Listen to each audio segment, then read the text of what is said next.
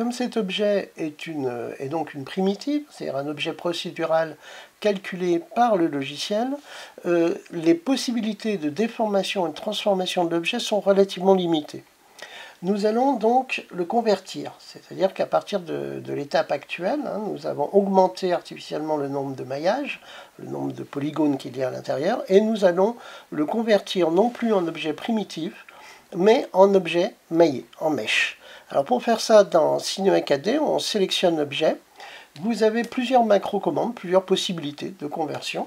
Donc là, vous pouvez dans Outils, ici, vous voyez, dans le menu Outils qui est en haut, vous avez un menu Convertir. Et dans ce menu Convertir, vous avez plusieurs menus qui en fait reviennent à peu près tous au même, qui est rendre modifiable, convertir en objet, connecter les objets supprimer. Donc la fonction la plus rapide pour convertir une primitive en un objet maillé, en un objet polygonal, éditable, c'est C. La macro-commande, c'est C. Donc si j'appuie sur C, voilà, regardez ce qui vient de se passer ici. Je reviens en arrière, je fais un pomme Z, un CTRL Z. Voilà. Là, je suis cette icône. Vous voyez, c'est un icône de primitive. C'est un objet qui a des paramètres que je peux modifier de façon dynamique. Si j'appuie sur C en le sélectionnant, si j'appuie sur C, l'icône vient de changer et a été remplacée par une icône de polygone. Et vous voyez, j'ai perdu ici, dans le menu objet, dans lequel j'avais des paramètres que je pouvais ajuster. Cet objet est donc devenu en fait un objet, il a été, d'une certaine façon, il a été béqué, on reviendra un peu sur ce terme-là, QI, c'est devenu un objet polygonal. À partir du moment où c'est devenu un objet polygonal, j'ai accès à tout un tas de nouvelles fonctionnalités qui me permettent de le transformer. Alors je vous montre, c'est ici. C'est dans ce menu-là qu'il va falloir aller regarder. Là, actuellement, nous sommes dans un menu où nous travaillons en mode objet. C'est-à-dire ce que nous modifions, les paramètres ici, par exemple, de déplacement, etc., nous permettent de modifier l'objet complet. Là, ce qu'on va faire, c'est qu'on va modifier des paramètres de l'objet, en l'occurrence, c'est polygone. Ici, vous avez trois petits icônes qui sont les faces, les vertex, les polygones. Ici, les arêtes, et ici, les points, les vertex, les points de l'objet. Donc si je me mets par exemple en mode polygonal, vous voyez ici des changements, c'est-à-dire je vais prendre ici l'icône de sélection, le menu qui permet de faire une sélection, et là vous voyez je peux sélectionner les polygones de l'objet. Je suis en mode polygonal, et là vous voyez ici, ce que je fais, c'est que je peux sélectionner en mode sélection, ici, je peux sélectionner des polygones. Si je me mets en mode arête, ça c'est le mode arête, je sélectionne les arêtes des polygones. Si je me mets en mode point, vous avez compris, je sélectionne les vertex. Ce qu'on appelle les vertex, c'est les points de chacun des polygones de l'objet. Le fait de pouvoir les sélectionner induit bien entendu qu'à partir de ce moment-là, vous pouvez agir dessus. C'est-à-dire que par exemple, si je sélectionne ce polygone et que je tire sur les contraintes, sur les flèches, je peux commencer à déformer mon cube, donc à le sculpter littéralement, de façon un peu plus élaborée, un peu plus complexe que je n'aurais pu le faire si j'étais resté dans un mode primitif. Je déplace les points de l'objet et ça me permet de modifier, de sculpter en fait mon cube. Alors c'est ce que nous allons commencer à faire. Nous allons commencer à sculpter cet objet, à déformer ce cube, de façon à générer la tête à Toto. Alors pour ce faire, je vous montre la manip. On va se mettre en mode polygonal, on va se mettre en mode de sélection de polygones. Je vais vérifier que je suis bien en mode de sélection ici, donc je suis l'outil. Chaque fois que vous sélectionnez un outil, vous verrez dans les attributs ces fonctions qui apparaissent ici. Et je vais par exemple sélectionner, on va faire les deux yeux. Donc en appuyant sur Shift, sur le bouton Shift, qui est l'équivalent qui sert à faire les majuscules sur un clavier, je fais une double sélection, une multi-sélection, et je sélectionne donc les deux facettes ici, qui vont me servir à faire les yeux. Alors à ce moment-là, je vais commencer à créer des polygones à l'intérieur de ces deux facettes-là, de ces deux polygones.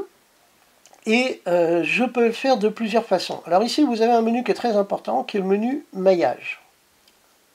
Dans le menu maillage, vous avez plein de fonctions, de possibilités, d'outils pour modifier un maillage. Hein. Donc c'est le menu principal, ce menu maillage est certainement un des menus principaux avec lequel vous allez le plus travailler pour modéliser, travailler, sculpter, hein, faire de la modélisation polygonale. Alors en l'occurrence dans le menu maillage, vous avez un menu qui s'appelle extrusion interne. Ce menu extrusion interne, ici, qui s'appelle aussi MW. Hein, c'est-à-dire vous pouvez l'obtenir en faisant MW. Donc si je fais M, HJKLM, vous voyez sur M sur le clavier, voilà, MW, hein, successivement, MW, voilà, je viens d'activer le menu ici d'extrusion interne que je vois apparaître dans les attributs. Ce menu d'extrusion interne, vous voyez, me permet de générer, je fais ce qu'on appelle une extrusion donc interne, je viens de générer de nouveaux polygones, c'est-à-dire qu'il vient de m'interpréter en fait le polygone principal, et il vient de me générer un polygone, un quadrangle, on appelle ça un quadrangle, à l'intérieur de l'autre quadrangle, en générant d'autres quadrangles, hein, 4 autres quadrangles autour. Une fois que j'ai fait ça, je vais faire ce qu'on appelle une extrusion tout court, c'est-à-dire c'est MT. Hein, extrusion tout court, c'est MT.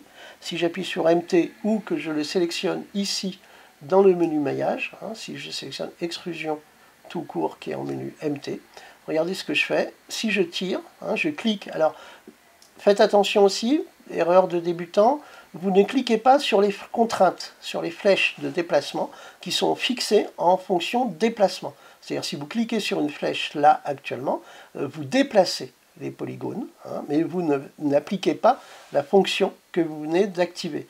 Donc je répète, vous allez chercher dans maillage, voilà, vous faites une extrusion, MT ou MT sur les macro-commandes, et là vous cliquez n'importe où ailleurs que sur les flèches. Hein, ça c'est la première chose à ne pas faire. Vous cliquez par exemple dans l'espace qui est là, et vous tirez. Cliquez, tirer. Et à ce moment-là, vous voyez, je génère de nouveaux polygones, je suis en train de générer de nouveaux polygones, et je suis en train de creuser hein, à l'intérieur de ma forme. Donc ça, on va dire que ces deux creux que je viens de générer dans mon cube, c'est les yeux de la tête à Toto. Donc j'appuie sur la barre. Alors une autre fonction très importante et très pratique dans Cinema 4D, c'est la barre d'espace. Chaque fois que vous appuyez sur la barre d'espace, vous alternez entre le menu, regardez ici, ce menu-là, qui est le menu de sélection de base, hein, et le dernier outil que vous avez utilisé.